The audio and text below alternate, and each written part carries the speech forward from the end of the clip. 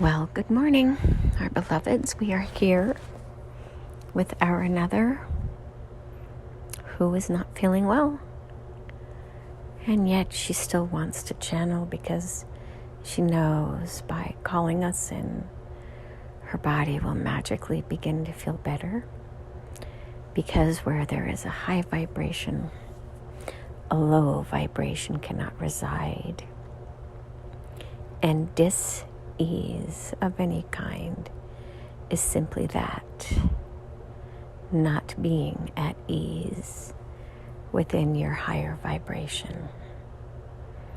Your tummy troubles are oftentimes when your reality and your perception of reality no longer align, when what you desire and what you have are not the same. And so what it means simply is that you cannot digest where you find yourself currently.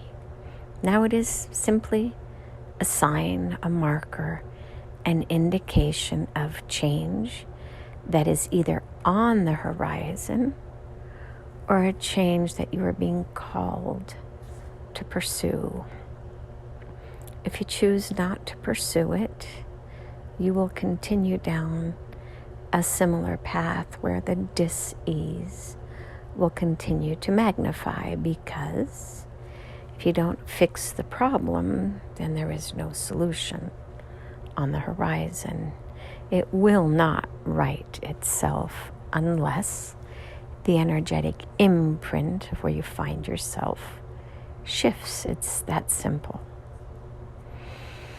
When you seek a solution, when you ask us to bring you certain aspects in life, and you are still in imbalance with where you currently are and where your body desires to go, you will notice that imbalance. It may be related to food. It may be related to energies. It may be related to toxins within your body or within your environment.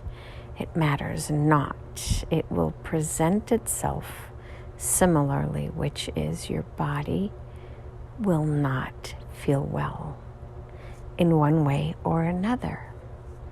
And then you get to sit and observe and figure out what you can do to adjust your dis-ease. Our another took a digestive enzyme because she has noticed that since she got COVID, but honestly going back in time when she took that antibiotic, that her body is in imbalance right now because her gut flora was destroyed, as was everything else, with that antibiotic. Now, it created a lot of benefits within her body as well, killing off pathogens that had been residing there for a while.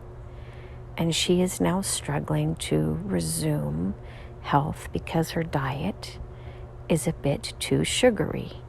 And when you feed your body sugar, you feed the enzymes that prefer sugar, and you starve those that prefer the more alkaline nutrients. So you feed those pathogens again that create the imbalance and starve those who keep your body running smoothly. So it's really simple for her to figure out the solution. It's just very difficult for her because she is addicted to sugar, like you others are addicted to alcohol or drugs or whatever it may be.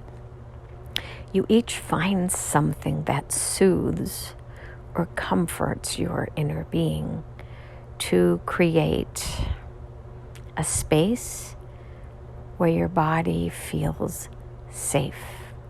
And for her, her chosen addiction is sugar and sugary foods. So now, why do we share this? Why do we share this? Everybody has a coping mechanism. When you feel sad, when you feel angry, when you feel distressed, when you feel needy, when you feel overjoyed even at times, right? You may choose that coping mechanism to accent that experience. So when you are struggling, you choose something that kind of numbs or negates the discomfort. And if you are feeling a high, you might choose something that will add on to that high. It's simply what you have chosen to pursue when you are in particular moments. And many of you don't even recognize these coping mechanisms or choose to do anything else that might be more in balance. It is the over-gluttony of food consumption that is the problem. It is the over-alcohol use that is the problem. It is the over-drug use in most instances that is the problem. It is the overwork. It is the over-exercise. It is the overspend. Are we beginning to help you to see where we are going with this? Wherever you are out of balance, wherever you spend most of your time and your effort and your thought and your meditations, that is where your coping mechanism lies. Whereas when you simply say, I'm going to sit with this, I'm going to feel it, I'm going to experience it, I'm going to work through it, I'm going to adopt it, I'm going to learn from it, I'm going to see why I'm going through this. It is the curiosity of the why that helps you to see the other side of your addictions or your addictive personalities. Each one of you has this mechanism within you, and each one of you chooses to exercise it in one way or another. It's just you have not been told or shown where or why these particular behaviors are not healthy. Effectively, if you cannot sit still on a sofa or on a chair and stare out into nature, just allowing yourself to feel whatever comes through in that moment, no music, no book, no food, no conversation, nothing, demanding that you simply go within and sit for 24 hours. Which of you or who within this group could actually do that? Who could explore their navel for a full 24 hours, pretending that there was nothing else that was more important than to sit there? Well, give it a try. Give it a try and see what comes up. What are your yibbles? I want my phone. I want to go walk. I want to pet my dog. I want to call my friend. I want to exercise. I want to eat. I want to go shopping. I want to go do something. What is it that you would choose to do in that moment where you're asked to sit silently and to pretend that all was well? Where would you go? What if we asked you just to put on shamanic drumming? That's it. A bilateral beat. And asked you to close your eyes and only go there. Not even have your eyesight to create the visual stimulation or offer eye candy.